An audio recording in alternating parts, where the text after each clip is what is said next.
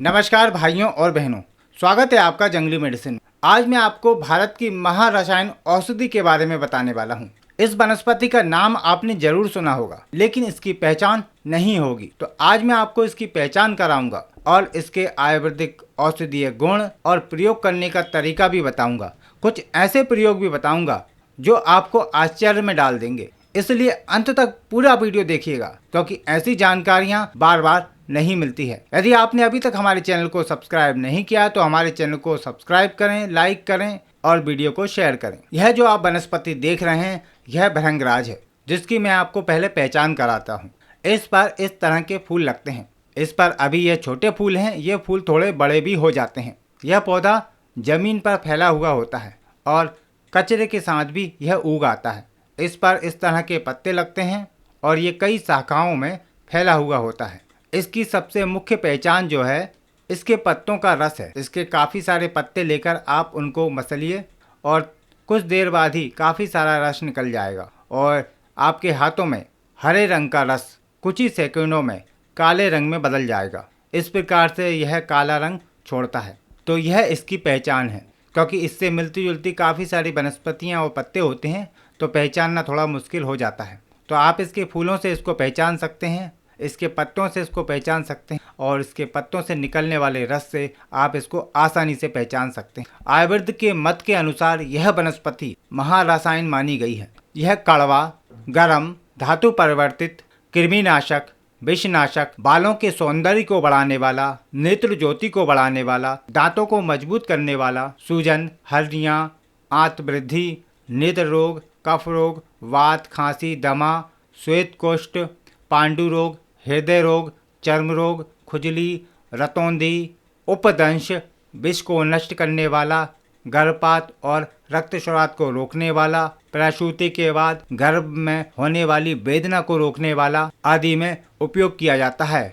यूनानी मत के अनुसार यह कड़वा, तीखा, बालों को रंगने वाला, बालों को बढ़ाने वाला, आंखों की रोशनी तेज करने वाला, कफ निराशक, अग्निवर्धक, ज्वारनाशक, तिल्ली के रोगों को खत्म करने वाला, दांत के रोगों को खत्म करने वाला, मस्तिष्क के दर्द को दूर करने वाला और मुंह के रोगों को दूर करने वाला होता है। इसके सेवन से सिर का चक्कर आना, सिर दर्द होना जैसी समस्याएं दूर हो जाती हैं। मित्रों, मैंने आपको इसके औषधीय गुण बता दिए हैं। अब मैं आपको इसके औषधीय प्रयोग बताता हूँ। ध्यानपूर्वक वीडियो को देखिएगा। और यह प्रयोग बहुत ही आसान है और सर्व कल्याण हेतु है। आप इसका प्रयोग कर सकते हैं, कोई भी चिंता की बात नहीं है, नुकसान नहीं करते हैं। लेकिन जटिल समस्याओं में वैद्य की सलाह लेना अनिवार्य हो जाता है। योग रत्नाकर के कर्ता लिखते हैं कि बिच्छू के डंक पर इसके पत्तों का पेस्ट बनाकर लेप कर दिया जाए तो आराम मिलता है तथा नाक में रस टपकाने से बिच्छू का जहर का असर कम हो जाता है। भृंगराज के पत्तों को रस को जूही के पत्तों के रस में मिलाकर उपदंश और फोड़ों पर लगाया जाए तो वह बहुत जल्दी ठीक हो जाते हैं। जिन लोगों को माइग्रेन की समस्या है, आधा सीसी की समस्या है, वह भृंगराज के पत्तों के रस में बकरी का दूध समान मात्रा में मिलाकर गुनगुना करके नाक में टपकाते हैं तो यह रोग ठीक हो जाता है। भृंगराज के पत्तों के रस में काली मिर्च को मिलाकर मस्तिष्क पर लेप करने से माइग्रेन की समस्या दूर होती है। नवजात शिशु और छोटे बच्चे जो होते हैं उनको जो सर्दी जुकाम होता है उसमें इसका उपयोग करने से तत्काल लाभ होता है। इसके पत्तों का रस निकालकर एक एक बूंद नाक में टपका देने से और इसका स्वरस सीने पर मालिश करने से और इसका रस शहद में मिलाकर चटा देने से कितना भी कफ क्यों न हो वह निकल जाता है और सर्दी जुकाम में लाभ मिलता है। देखिए, इस वनस्पति को अलग अलग क्षेत्रों में अलग अलग नाम से जाना जाता है, इसलिए मैं आपको इसके कुछ नाम बता देता हूँ, क्योंकि हो सकता है कि आप इसे किसी और नाम से जानते हो। देखिए, हिंदी में इसको भंगरा, भंगरैया, मोचकंद आदि नाम से जानते हैं और संस्कृत में इसको केसराज, केसरंजन, भृंगराज आदि नाम से जानते हैं। गुजराती में भंगरो, तेलुगु में गुंटकल, मराठी में माका और फारसी में जर्मदर नाम से जानते हैं। इसके वनस्पतिक नाम की हम बात करें तो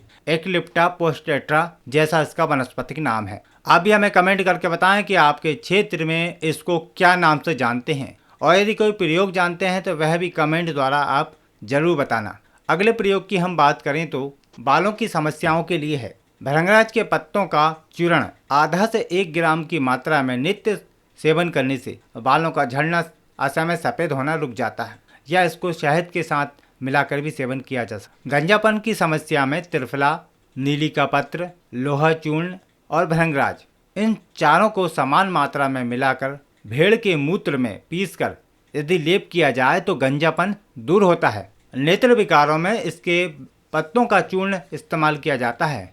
इसके पौधे को छाया में सुखाकर बारीक पाउडर बना लें और 10 ग्राम चूर्ण को 3 ग्राम शहद, 3 ग्राम गाय का घी मिलाकर रोज सोते समय यदि 40 दिन तक सेवन किया जाए तो यह दृष्टिमांद दूर करता है, आँखों की ज्योति को बढ़ाता है। 2-2 बूंद ताजे भृंगराज का रस आँखों में डालने से भी आँखों के रोग दूर होते हैं। भृंगराज के पत्तों के चूर्ण के साथ यदि छाछ मिलाकर सेवन किया जाए तो यह पाइल्स में बहुत अच्छा फायदा पहुंचाता है।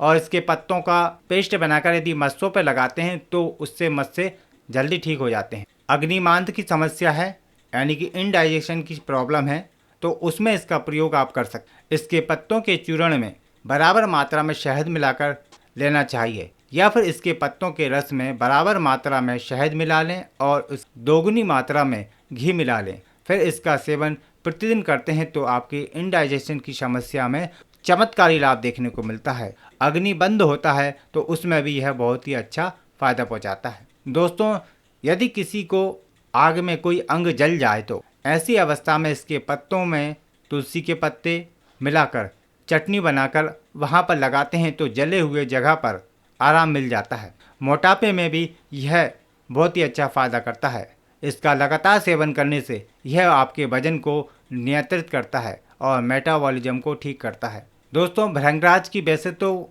कई प्रजातियां पाई जाती हैं, लेकिन 3 प्रजातियां अधिक देखने को मिलती। यह जो आप देख रहे थे यह सफ़ेद भृंगराज है, एक काला भृंगराज होता है और एक पीला भृंगराज भी होता है। उनके भी उपयोग और फायदे मिलते जुलते होते हैं।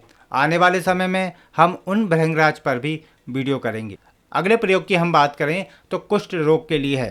कुष्ठ रोग में भृंगराज का रस और गुंजा की लुगदी बनाकर तेल में सिद्ध कर लें और इस तेल को कुष्ठ रोग पर लगाने से बहुत अच्छा लाभ मिलता है। देखिए, हमने पहले ही आपको बताया था कि यह एक महारसायन औषधि 2 से 5 ग्राम भृंगराज के चूर्ण को प्रतिदिन घी, शहद और शक्कर मिलाकर यदि 1 वर्ष तक लिया जाए तो यह शरीर में बलवीर की वृद्धि करता है, बुद्धि और स्मरण शक्ति को बढ़ाता है तथा संपूर्ण शरीर को निरोग करके बलवान बनाता है।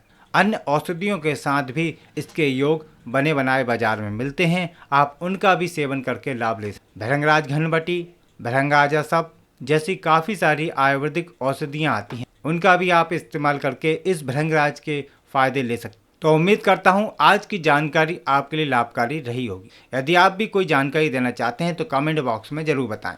वीडियो को लाइक करें, चैनल को सब्सक्राइब करें। फिर मिलेंगे आपको एक नई औषधि के साथ। नमस्कार, जय आयुर्वेदा।